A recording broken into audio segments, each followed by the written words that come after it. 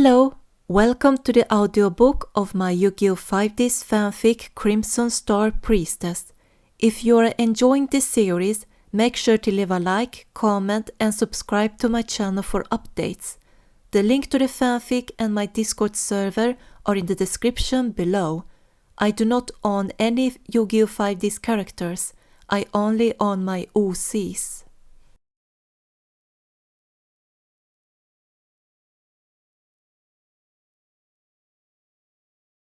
Somewhere in the shadows and below the surface of satellite stood a table with 3 chairs around it and several candles burning on candlesticks. 3 figures sat on the chairs, all of them wearing black cloaks, having purple glowing eyes and male body shapes. A wind blew the light of the candles, but it wasn't strong enough to extinguish them. It appears our drone was cleansed by the Crimson Star Priestess. The dark signer with red marks on his cloak spoke up. So your web wasn't strong enough to hold back the little butterfly? The second dark signer with blue marks on his cloak chuckled. Poor Yusei couldn't be a man and protect the priestess. She had to do all the dirty work herself. Her sudden appearance has disturbed our plans, the third dark signer with yellow marks on the cloak pointed out. What action should we take next? We shall just wait for the right moment, the first dark signer replied. We need to weave a much stronger web and make sure she cannot escape her fate. I just can't wait to see the rest of the signers' expressions when they find the priestess' dead body. The second dark signer laughed maliciously. The third dark signer stayed quiet while playing with a certain card in his hand. The first dark signer just smirked at the thoughts of what his next actions to ambush Estelle would be.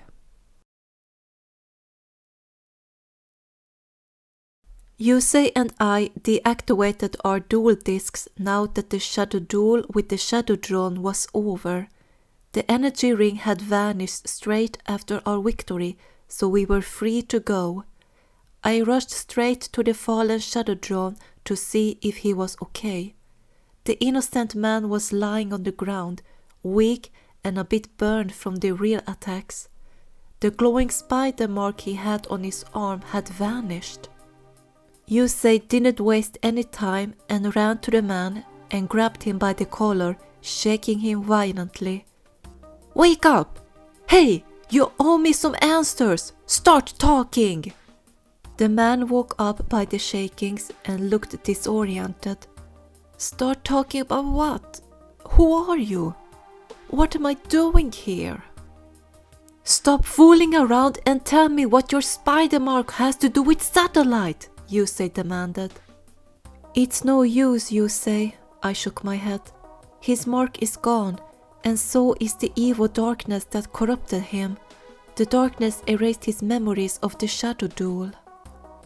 I didn't get surprised when Carly showed up out of nowhere and joined us, but Yusei blinked his eyes confusedly at the new character. Dick! Aren't you Dick Pitt? Carly exclaimed. What's a street duelist like you doing here? Who are you?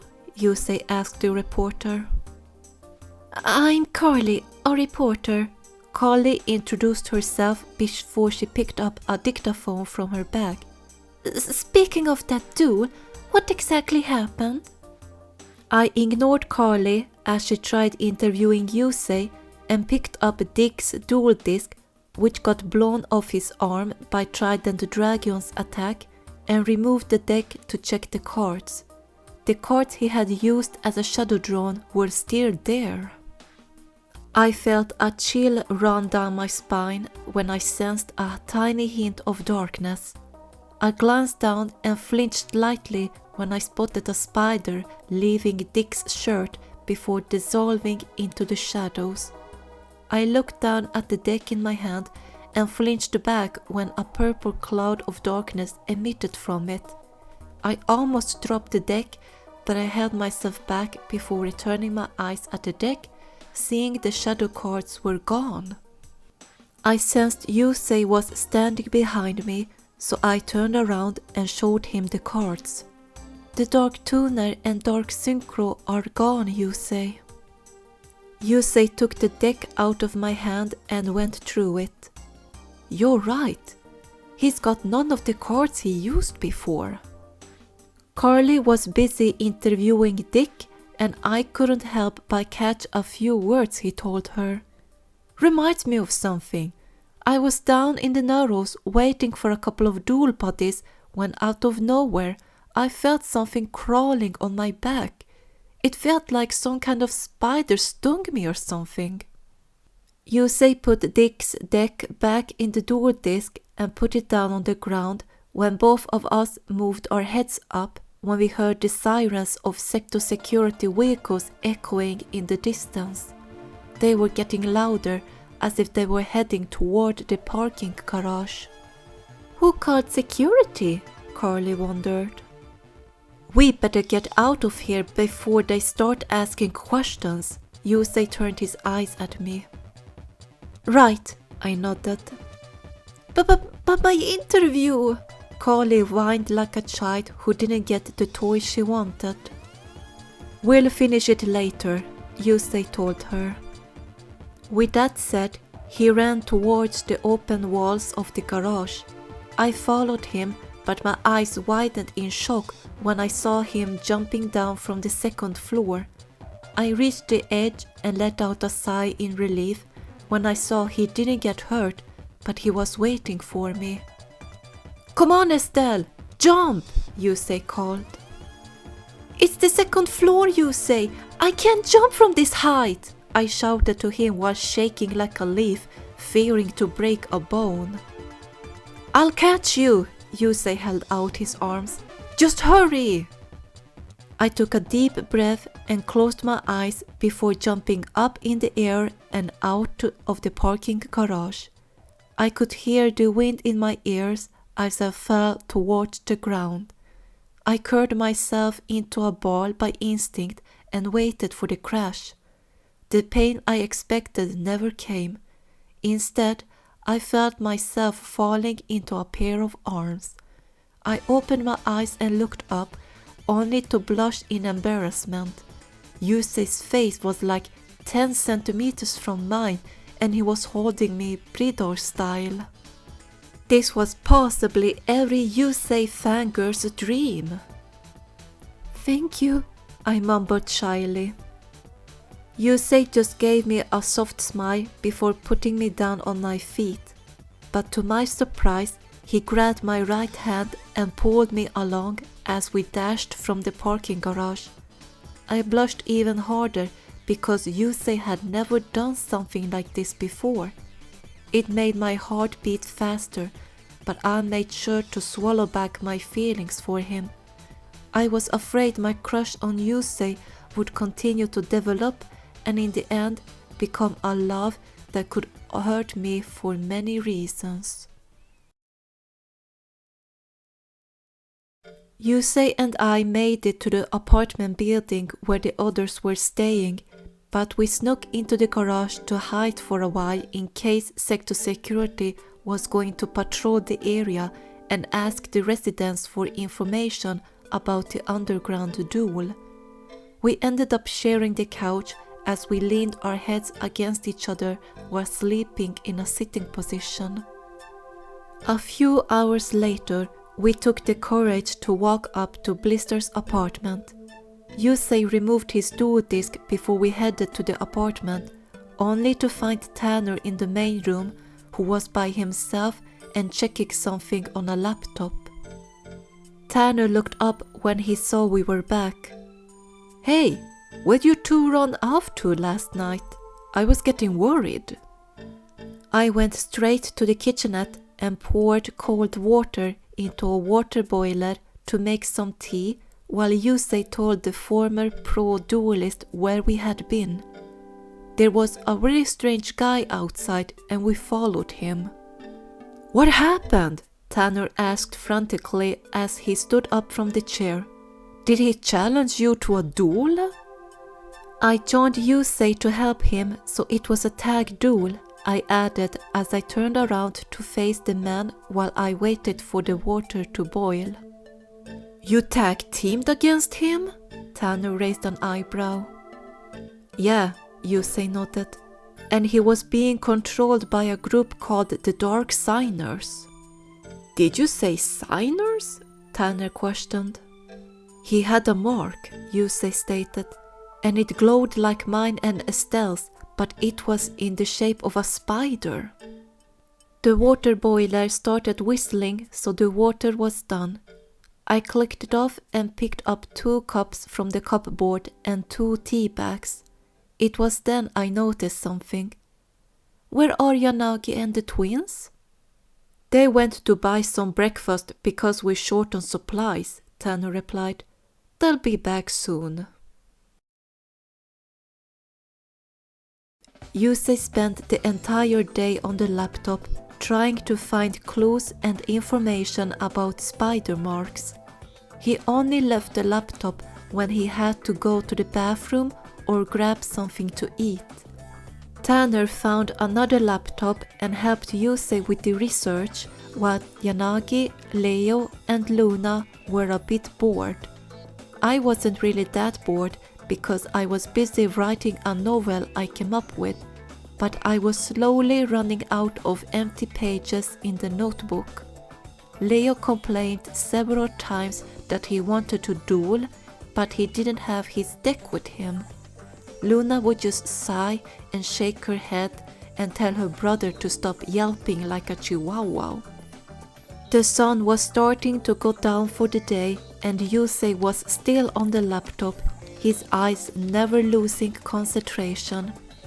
Tanner fixed 2 cups of coffee and returned to the desk, placing 1 cup next to Yusei's laptop. How it's going? He asked. Not good.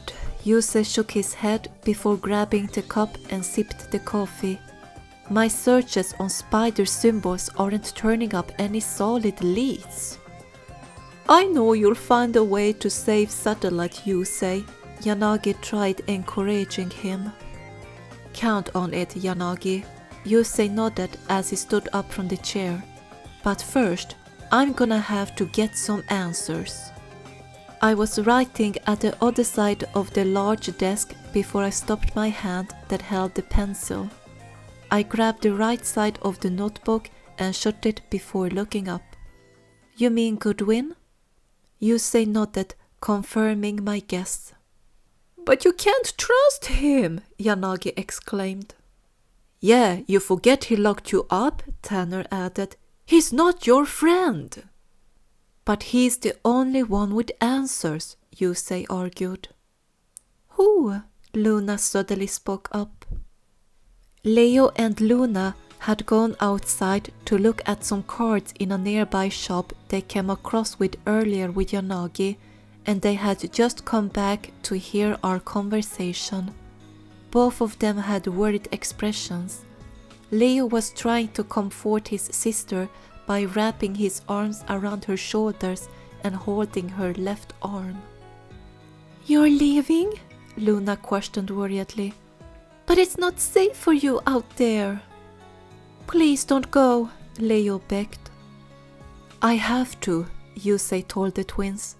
The people in Satellite are in danger and I have to try and help them somehow. Stay here. You'll be safer in the city, Leo begged. 'Cause who knows what's out there, and what if it's true? What if some spider's gonna destroy all of Satellite? He's right, Luna nodded with tears in her eyes. Don't leave. What if you get stuck and can't get back here ever again? That won't happen, I said as I stood up, getting the twins' attention. What do you mean? Leo questioned. I walked to the twins and kneeled down before hugging both of them, letting their chins rest on my shoulders. I rubbed their backs to comfort and assure them nothing would happen. I pushed them back gently to look at them in their eyes. Because I'm going with Yusei. Remember what Yanagi told us about the priestess? She was the mother figure for the signers, so there's no way I'm letting Yusei go alone. That, and I'm also worried about our friends in Satellite.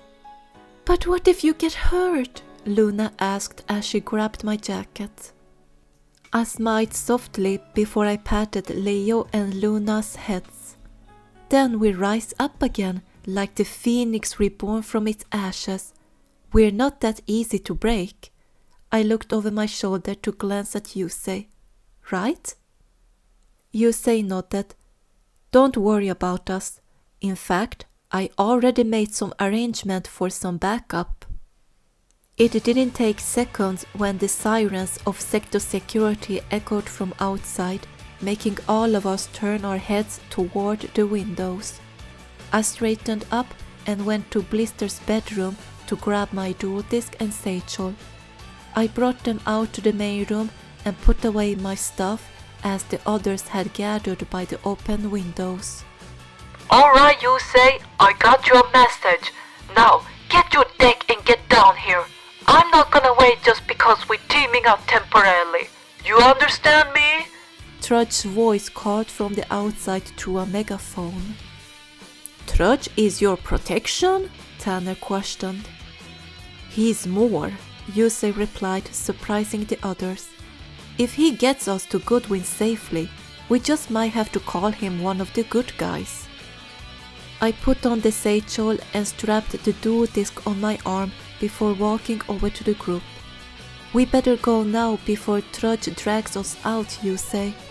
I turned to Tanner and Yanagi. Promise me you'll look after the twins. Don't worry, we'll keep them safe, Tanner nodded. Be careful, youngsters, Yanagi said concernedly. Yusei and I nodded to the old man before I glanced at the twins. I gave them another smile before we left the apartment. We took the elevator down to the ground floor and stepped out of the apartment building, getting a warm welcome by sector security. Trudge gave us an irritated look when he saw Yusei. You've got a lot of nerve asking for my help, you satellite reject, Trudge growled. The officer was about to grab the collar of Yusei's jacket to give him a beating, but the young man caught his arm before a fight could break out. Good to see you too, Officer Trudge, Yusei replied calmly. He let go of Trudge's arm and walked past him as if nothing had happened. I followed him to a sector security vehicle, which he opened the back door, but he didn't get in. I blinked my eyes confusedly, but when our eyes met each other, I understood the hidden message. I got in first and moved over to the other side of the vehicle before Yusei got in and sat down before shutting the door. The window of the door was rolled down so we could hear Trudge ranting. Let's get something straight, Trudge said, frustrated. You want my protection? You need to respect my authority. We both ignored him as he rushed to the window. Hey, did you hear what I said? If you keep ignoring me, Yusei, the deal's off. You got it? Let's get going, Yusei said simply. The security men got on their dual runners and vehicles and drove away from the diamond area. I looked over my shoulder and saw how Trudge drove on his dual runner behind us, and he still had a skull on his face. What is it with you and Trudge, Yusei? I questioned out of curiosity. He can't be that bitter because of what happened in the pipeline more than a month ago. Yusei crossed his arms and closed his eyes. I honestly don't know myself. He started picking on me around the time Jack stole my first dual runner and left Satellite. At first, he approached me and our friends on regular visit controls. He was like a worried father, I think. That caught my attention. Trudge actually cared for Yusei like a father would care for his child.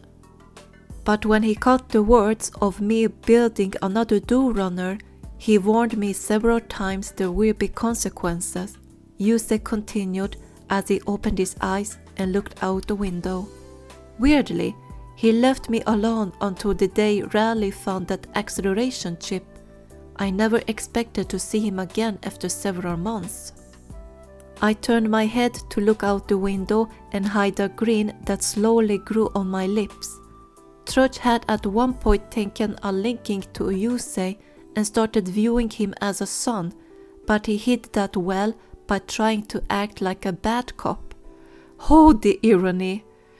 I had always suspected that was a similar case in the anime, especially in the last episodes when Trudge approached Yusei the evening before Team 5Ds officially split up. Yusei and I were escorted to a room with a television, couch, and a desk to wait for further instructions and wait for Goodwin, who was currently presenting the movie Atlas Rising, The Rise of Jack Atlas. The television was on, so we could watch the presentation live from the party hall where the event took place. We even got to see the moment when Angela Reigns revealed to everyone in Japan that she had done her research and found out Jack wasn't born in New Domino City but in Satellite. That caused an outbreak among the journalists and they started flooding Goodwin with questions. The director declined them all and left the party hall. Yusei said nothing, but he frowned and looked away from the screen. I had no idea what he was thinking, but I could sense he was conflicted with his feelings. At the same time, I could sense Jack's anger through the marks, and he was furious now that the truth of his birthplace was revealed. We snapped our heads up when the door to the room opened, revealing Trudge and two other officers behind him.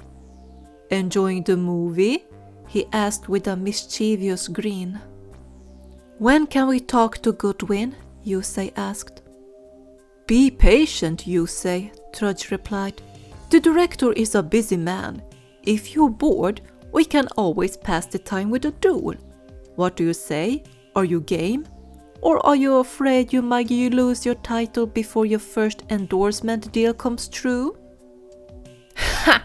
Now that would be an interesting development," Lazar spoke up as he joined us. "Though I seriously doubt our new champion would fall to a man of your character, Officer Trudge." "Why you?" Trudge growled at the clown. Lazar walked to me and Yusei. "Sorry to keep you waiting. The director is ready to see you now." We nodded to him before the clown turned to the officer. "Mr. Goodwin would like to thank you for escorting the champion and his female friend here. Now, we'd like you to go to the hospital and fetch Jack." Trudge grimaced but saluted. "Whatever he needs, sir." With that said, we split up into different groups. Trudge went on his own and Yusei and I followed Lazar to the garage where a limousine was waiting to drive us to an unknown destination.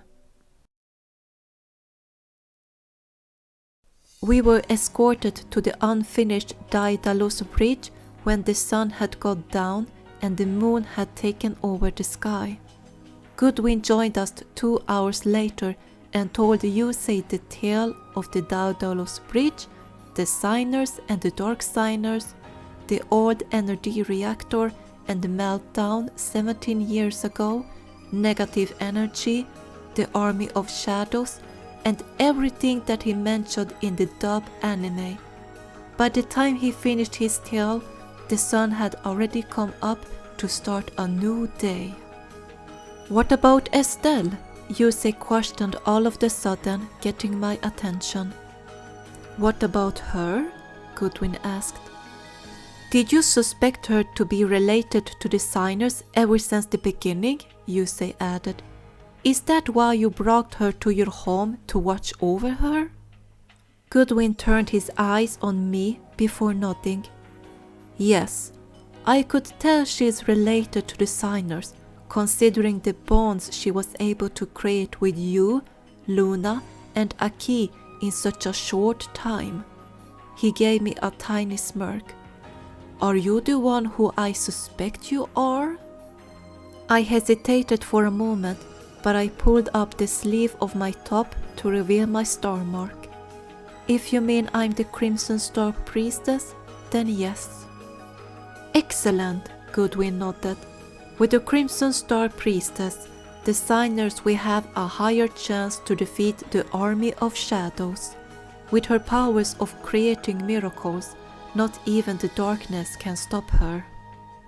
But the Shadow Drone warned us they want to destroy and banish Estelle to the netherworld because she is a threat to the Dark Signers, Yusei added. That's why the Signers must protect her at all cost, Goodwin told him. She will become the essential key to end the war with the Dark Signers.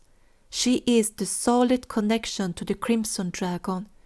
If she loses her life, well, the Crimson Dragon's powers will fade and the Dark Signers will be strong enough to destroy the world, even if the Signers try to intercept them.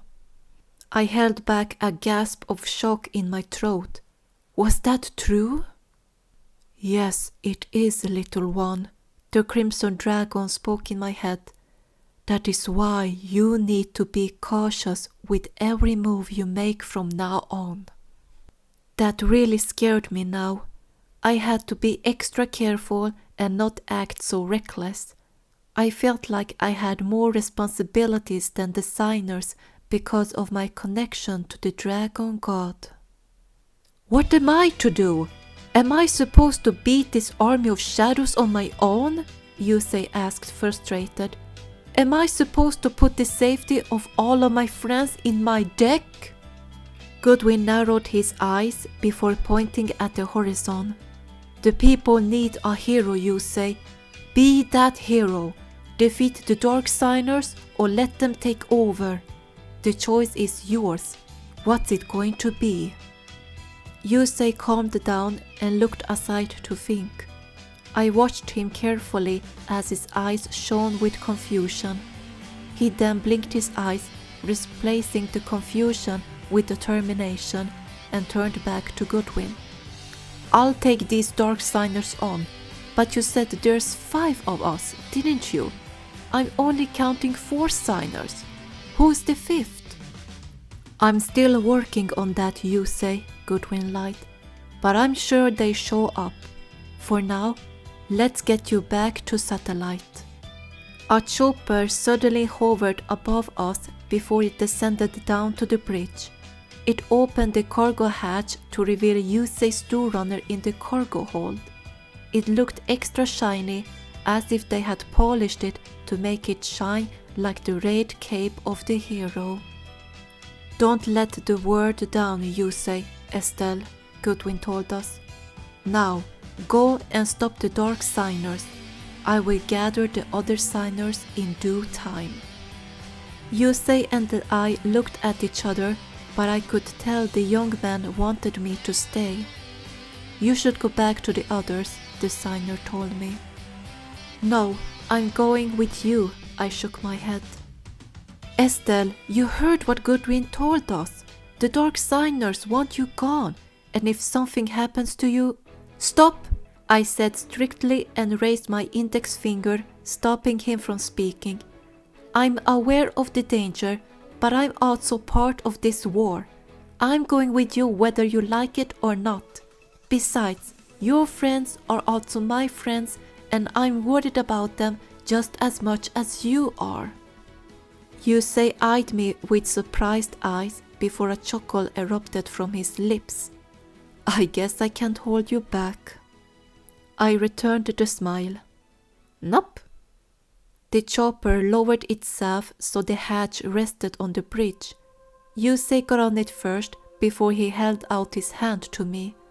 I reached out and grabbed it before he helped me up and led me to the cargo hold. Once we were inside, the cargo hatch pulled up and trapped us inside the chopper. We could feel it flying away and heading towards Satellite, where the next battle was going to take place.